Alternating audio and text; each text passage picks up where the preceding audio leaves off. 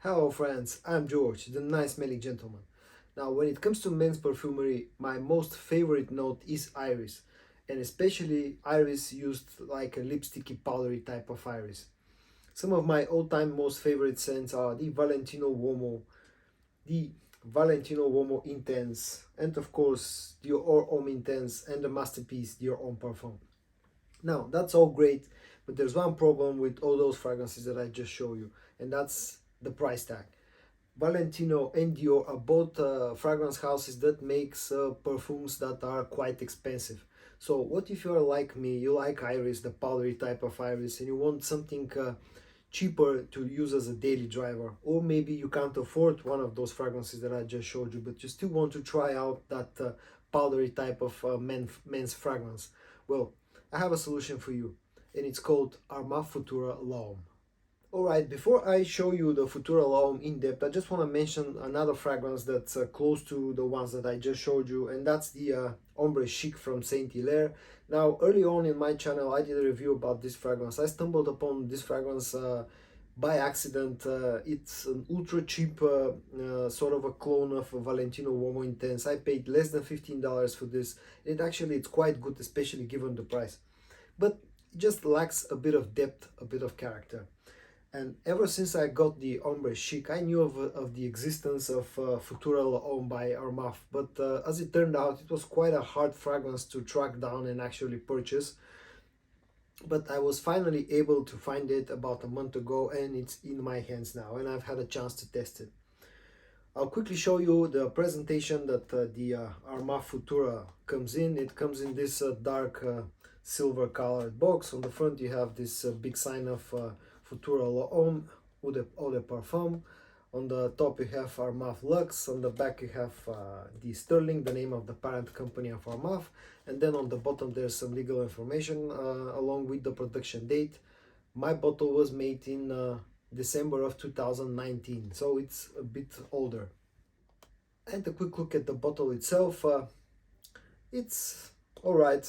When you look at it on one of the sides, it has this straight kind of profile. Then on the other side, you can see this sort of a twist. It looks a little bit futuristic, and maybe that's comes from the name Futura. They try to design the bottle around the name of the fragrance. The cap is made out of metal. It's quite solid.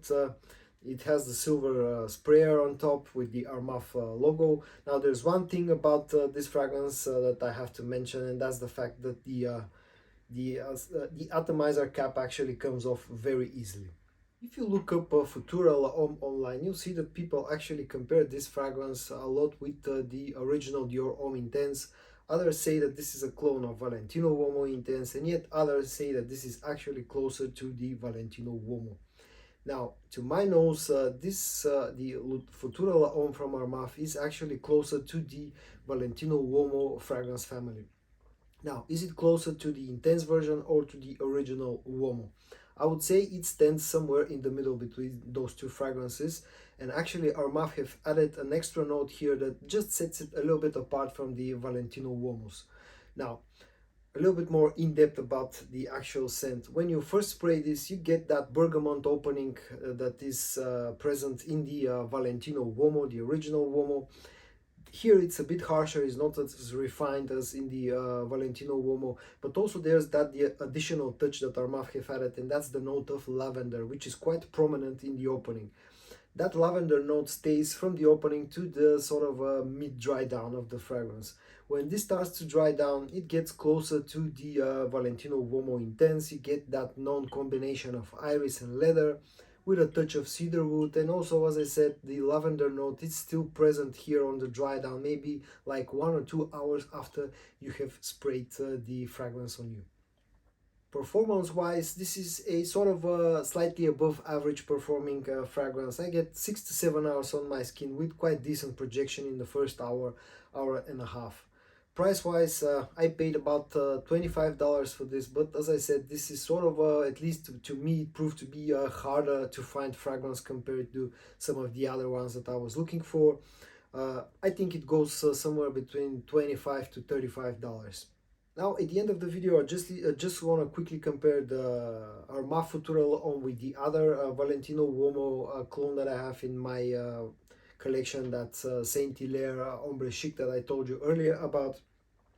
Now, as far as the actual scent, the quality of the scent, I would say that the Armaf is slightly better. It has a bit more density, it has a bit more of a character, it's just a bit more unique compared to Ombre Chic.